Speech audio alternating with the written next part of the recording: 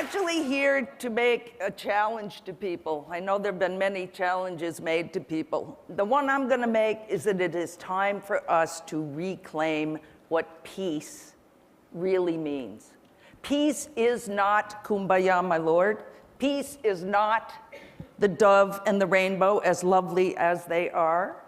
When I see the symbols of the rainbow and the dove, I think of personal serenity.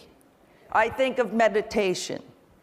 I do not think about what I consider to be peace, which is sustainable peace with justice and equality.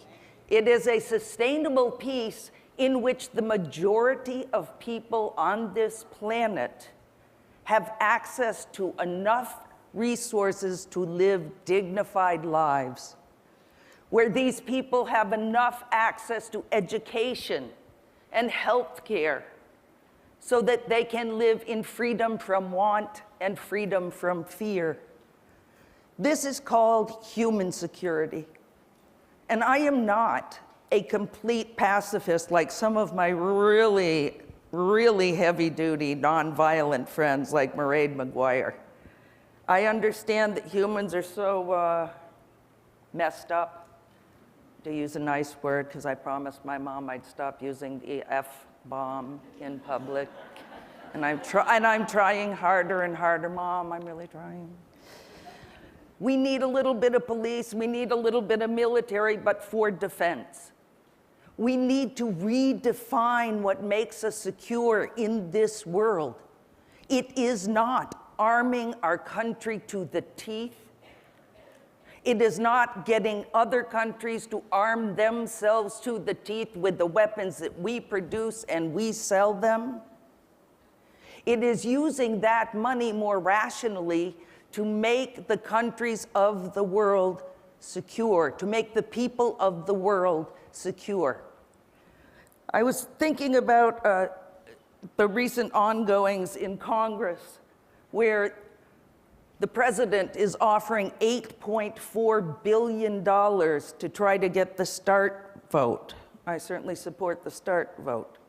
But he's offering $84 billion for the modernizing of nuclear weapons. Do you know the figure that the UN talks about for fulfilling the Millennium Development Goals is $80 billion? Just that little bit of money, which to me, I wish it was in my bank account. It's not, but it's, in global terms, it's a little bit of money.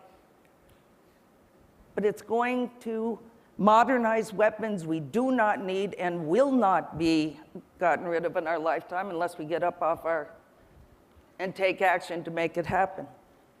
Unless we begin to believe that all of the things that we've been hearing about in these last 2 days are elements of what come together to make human security. It is saving the tigers. It is stopping the tar sands. It is having access to medical equipment that can actually tell who does have cancer. It is all of those things. It is using our money for all of those things. It is about action. I was in Hiroshima a couple of weeks ago, and His Holiness, we're sitting there in front of thousands of people in the city, and there are about 8 of us Nobel laureates, and he's a bad guy. He's like a bad kid in church. We're staring at everybody, waiting our turn to speak, and he leans over to me and he says, "Jody, I'm a Buddhist monk." I said, "Yes, Your Holiness, your robe gives it away." He said, "You know that I kind of like meditation and I pray." I said, "That's good, that's good. We need that in the world. I don't follow that, but that's cool." And he says, "But I have become skeptical. I do not believe that meditation and prayer will change this world. I think what we need is action. His Holiness in his robes is my new action hero." I spoke with Aung San Suu Kyi a couple of days ago. As most of you know, she's a hero for democracy in her country, Burma. You probably also know that she has spent 15 of the last 20 years imprisoned for her efforts to bring about democracy.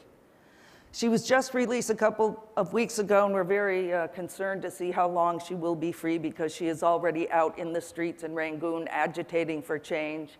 She is already out in the streets working with the party to try to rebuild it. But I talked to her for a range of issues. But one thing that I want to say, because it's similar to what His Holiness said, she said, you know, we have a long road to go to finally get democracy in my country. But I don't believe in hope without endeavor. I don't believe in the hope of change unless we take action to make it so. Here's another woman hero of mine. She's my friend, Dr. Shirin Ebadi, the first woman, Muslim woman, to receive the Nobel Peace Prize. She has been in exile for the last year and a half. You ask her where she lives. Where does she live in exile? She says the airports of the world. She is traveling because she was out of the country at the time of the elections. And instead of going home, she conferred with all the other women that she works with, who said to her, stay out, we need you out. We need to be able to talk to you out there so that you can give the message of what's happening here. A year and a half, she's out speaking on behalf of the other women in her country. Wangari Maathai, 2004 Peace Laureate. They call her the Tree Lady, but she's more than the Tree Lady. Working for peace is very creative. It's hard work every day. When she was planting those trees, I don't think most people understand that at the same time, she was using the action of getting people together to plant those trees to talk about how to overcome the authoritarian government in her country. People could not gather without getting busted and taken to jail. But if they were together planting trees for the environment, it was okay. Creativity. But it's not just iconic women like Shirin, like Aung San Suu Kyi, like Wangari Maathai. It is other women in the world who are also struggling together to change this world. The Women's League of Burma, 11 individual organizations of Burmese women came together because there's strength in numbers. Working together is what changes our world. The Million Signatures campaign of women inside Burma working together to change human rights, to bring democracy to that country. When one is arrested and taken to prison, another one comes out and joins the movement, recognizing that if they work together, they will ultimately bring change in their own country. Mairead Maguire in the middle, Betty Williams on the right-hand side, bringing peace to Northern Ireland. And I'll tell you the quick story. An IRA driver was shot, and his car plowed into people on the side of the street. There was a mother and 3 children. The children were killed on the spot. It was Mairead's sister. Instead of giving in to grief, depression, defeat, in the face of that violence, Mairead hooked up with Betty, a staunch Protestant and a staunch Catholic, and they took to the streets to say no more violence.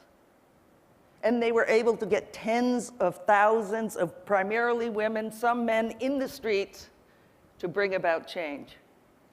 And they have been part of what brought peace to Northern Ireland, and they're still working on it because there's still a lot more to do.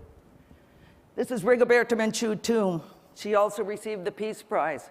She is now running for president. She is educating the indigenous people of her country about what it means to be about a democracy, about how you bring democracy to the country, about educating about how to vote, but that democracy is not just about voting. It's about being an active citizen. That's what I got stuck doing, the landmine campaign. One of the things that made this campaign work is because we grew from 2 NGOs to thousands in 90 countries around the world working together in common cause to ban landmines. Some of the people who worked in our campaign could only work maybe an hour a month. They could maybe volunteer that much. There were others like myself who were full-time. But it was the actions together of all of us that brought about that change.